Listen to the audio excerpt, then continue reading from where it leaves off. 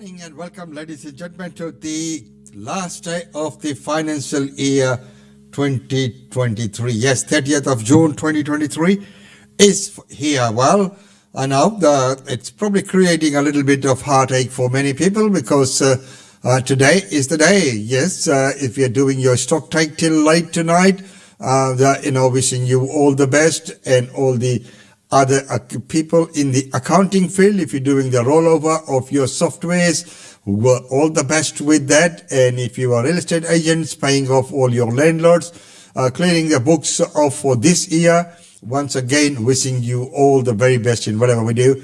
So this has been the, a challenging year, but I think moving ahead, year 2024 will also be a great year. And hope for some financial recovery in that year.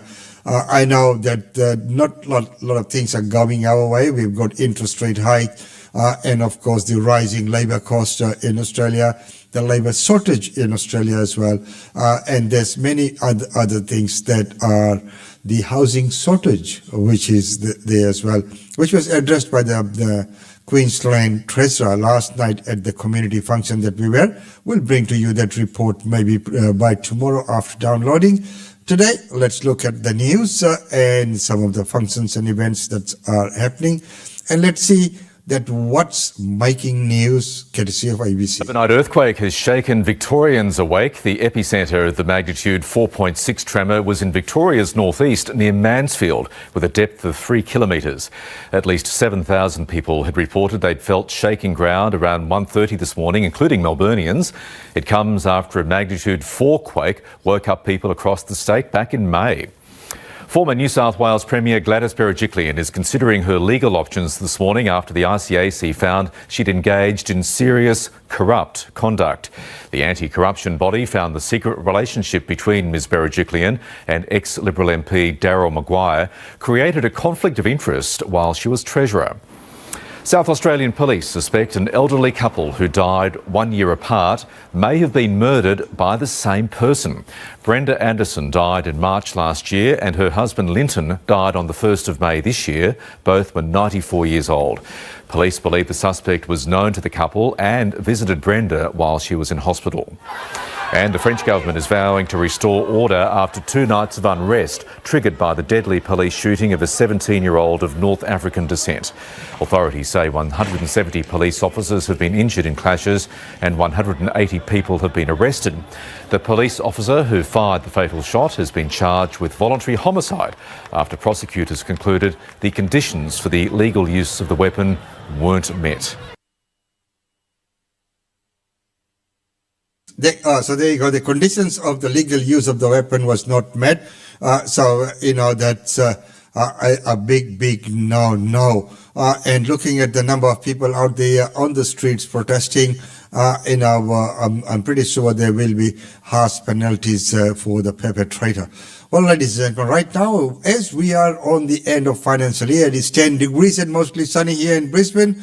But moving on, let's get this advice from ITO. Where it says, ITO's advice is not to rush into getting your returns done. What happens in early July is we see a lot of people make mistakes, and it's kind of like Humpty Dumpty having a fall. We'll help you put your tax return back together, but we'll ask a lot of questions and we'll need you to support your tax return position. So what we typically say to people is this, lodge at the end of July, because a lot of third-party information is automatically included in your tax return to make it really easy and simple for you to lodge your tax return. So I've got another month. That makes it very happy. You've got plenty of time. So what we typically say to people is, take the time to find all those old receipts from 1 July last year. If you've got a shoebox or a $1 million folder, great, Michael. But even better, download the ATO app. It's a great place to store all your receipts all in the one spot, and come tax time for next year, you'll be really organised. Okay, who is the ATO looking at in particular this year? What professions, if any, will come in for particular scrutiny? Yeah, we're really focused on 3 areas this year, Michael. So we're focused on rental property investors. 9 out of 10 people are getting it wrong when it comes to your rental property investments. So what we're saying to rental property investors and tax agents is we want to get it right this year. The second area is work-related expenses. We know millions of Australians have been working from home, but we know bosses have asked Australians to come back into the office. So we're saying to people, just don't copy and paste last year's claims. And the third area is shares. capital gains tax in relation to shares, crypto and property. Okay. So we saw a lot of people actually using those working from home deductions. Did a lot of people get them wrong last year? No, it's just one of those things where we see people copy and paste last year's claims. So obviously the year before last year, everyone was working from home, but in this past year, we know millions of Aussies have come back into the office. So we're just saying to people, don't use the same number of hours that you used in the 2 years ago than what you did this year. Going back to landlords, who you'll be looking at very closely, 9 out of 10 you say make mistakes. What are the most common mistakes, innocent or perhaps otherwise, that people make when they have rental properties? Yeah, when it comes to rental properties, there's a couple of mistakes that people make. The first is in relation to interest deductions. So they might refinance their loan and use that for private expenses. It could be going on a trip to Bali, or it could be, buying a Tesla for the personal purposes. So when you do that, you can't claim the interest deduction for that. You've got to really apportion those expenses. The other area that we see people get wrong is in relation to initial repairs. So they typically will try and claim an outright deduction when that needs to be deducted over time. And there are some different changes that we're going to be seeing in terms of, childcare, also the Medicare levy as well. What are some of the other changes that are coming in from July 1? Yeah, from July 1, there's a couple of other changes that are happening. There'll be obviously the super change. It'll be increased by 0.5%. And that's probably the key one from a tax perspective. Obviously, we've changed a couple of methods in terms of the working from home deduction. So we've actually increased the rate from 52 cents per hour to 67 cents per hour, so that's a 28% increase in the working from home deduction rate. And the other thing that's changed is you no longer need a dedicated workspace, so you could be working on the kitchen table, the dining table, or the sofa, and you can still access that method. Good, because I have used the kitchen table a couple of times, so there we go. I'm in. Nothing wrong with that. Now, the tax thresholds aren't changing though this year, are they? No, they're not. That's obviously something that might happen next year. Yeah. Excellent. And also there's the lower middle income tax offset, which is no longer there for people. That's very important to get across. Yeah, that's right, Michael. So the lower middle income tax offset ended on the 30th of June of last year. That was valued between $675 to $1,500 for incomes up to $126,000. So you may see a tax refund decrease, or you may be in a debt position. But one thing to note is the low income tax offset of $700 is still available for incomes up to $66,667. Now, for work-related deductions, and I may have raised this with you in previous years and perhaps not have got the answer I wanted, but when I tell a lot of what I think are good jokes, but most people think wouldn't be otherwise. If I hypothetically went out this financial year to buy a book on dad jokes for use in a professional capacity, could I claim that as a work-related deduction? Please say no. Look, it really depends on the job that you have. If you were a comedian, Michael, maybe you could get that through. But but what if I think I'm a comedian? No, It's a state of mind. Exactly. It's a state of being here on the It really depends on the job that you have. So if you're a chef, you can claim the knives. If you're a hairdresser, you can claim the scissors. But if you're Michael Rowley, you can't claim those. Oh, Tim, it's always worth asking. You always disappoint me.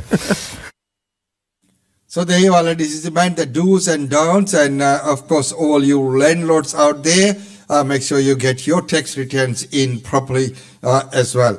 Well, right now the federal laws, there's a lot of federal laws which are coming into effect tomorrow. Do you know who they are?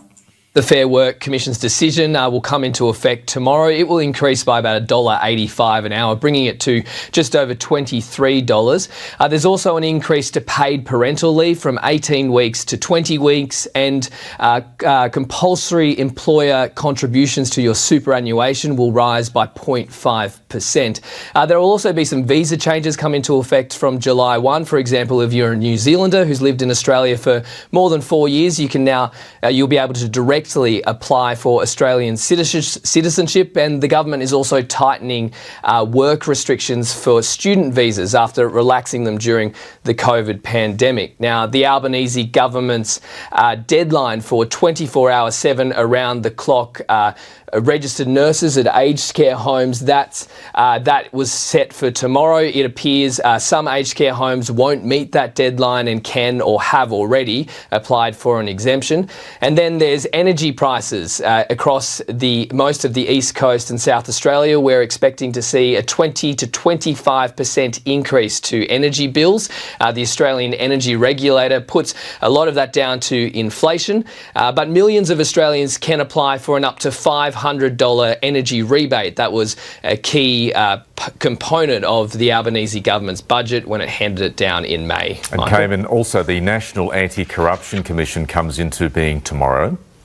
Yeah, from tomorrow there will be an independent agency to investigate misconduct and corruption at a federal level across the Commonwealth public sector. It'll be led by Justice Paul Brereton, and already every side of politics is lining up matters to refer to the NAC. Peter Dutton has stated he wants the NAC to look at the compensation payout to Brittany Higgins, while the Greens plan to refer the PwC tax scandal as well as a former coalition cabinet minister to this new body. Now, it will have full independence, and ultimately what it investigates will come down to the Commission itself. It's unlikely we will see regular public hearings as we do, for example, in New South Wales with the ICAC. Those will be reserved for exceptional circumstances only at a federal level. So there you are, ladies and gentlemen. New laws come into effect tomorrow, today being the last day of the financial year 2023, 1st of July. New financial year, new laws come into play. Make sure that you are aware of that.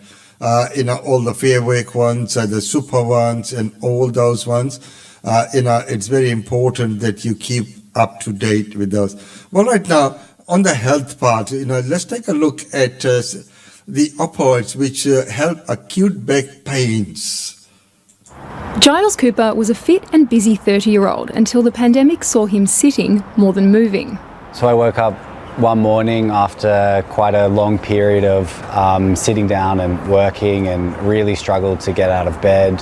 His back pain took him to a GP, who prescribed him opioids. I was in quite a negative spiral of taking some painkillers, getting some relief, doing a little bit of activity, the back becoming triggered. New research from the University of Sydney shows why people like Giles may struggle to feel better. The researchers studied almost 350 people with sudden neck or back pain. At 6 weeks, those given opioids had no better pain relief than those who were given a placebo.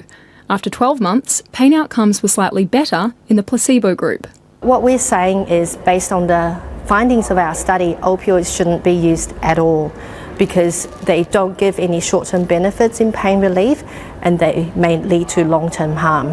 Opioids carry risks of addiction, and the study found people given painkillers had a higher risk of misuse in the long term. But some pain specialists say current practices shouldn't change because the study didn't use treatments that doctors typically prescribe. The drug that they've chosen to use is Targan, which is an oxycodone-naloxone combination, which is unapproved for use in acute pain and is actually not recommended by the Faculty of Pain Medicine for use in acute pain. For Giles, everything changed when he found a physiotherapist who used education and physical therapy to manage his pain. A lot of my pain was coming from my brain creating it, as opposed to the actual injury. He's been off painkillers for 6 months and is back playing sport. Olivia Willis, ABC News. Back playing sport, isn't that wonderful? Well, right now, for the next news, we go to South Australia, where the Indigenous Affairs Minister defends the state-based boys pushback. Now that the referendum bill has passed federal parliament, and we know that sometime in probably October or November there will be a federal referendum, is what's creating some confusion. We have elections for our own South Australian voice to the South Australian Parliament for Aboriginal people, and it would have been likely that we would have had our own elections for this body with Aboriginal people voting within weeks of the federal referendum. So what leaders and elders throughout the Aboriginal community have told us is, can we delay our elections? And so we're going to do that and have our South Australian elections in March next year, so that it doesn't coincide with the date of the federal referendum. We will be having a body.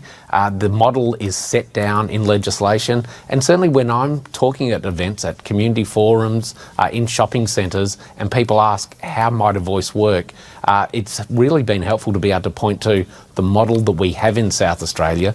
But now that the referendum date is known within a time period, that 2 to 6 months after the passing of the bill, we've heard loud and clear from the Commissioner for First Nations Voice, from the Electoral Commissioner, and from Aboriginal community leaders that they'd prefer our elections to be delayed to next year. And look, it would be kind of irresponsible in setting up a body to hear Aboriginal people's views and voice, not to take into account their wishes about the timing of our state election. The cynic in me would suggest, yes, I hear what you say, Kaidmar, but you're also looking at the opinion polls, a couple of big ones recently showing softening in support for a vote yes for the voice, in particular in South Australia. So where voters are, according to these polls, have had nothing to do with what you've decided here? Absolutely no impact on the decision, and certainly, universally, Aboriginal elders, Aboriginal leaders who've asked us to look at changing the date of our South Australian voice elections, I don't think are looking at opinion polls or external matters, but simply looking at the fact that these things were likely to occur within a few weeks of each other, and have asked for clear air between these two very, very important things. Well, I've looked at the polls, and the news poll, for instance, shows in your state, South Australia, the latest one, more people are intending to vote no than those intending to vote yes. Does that worry you?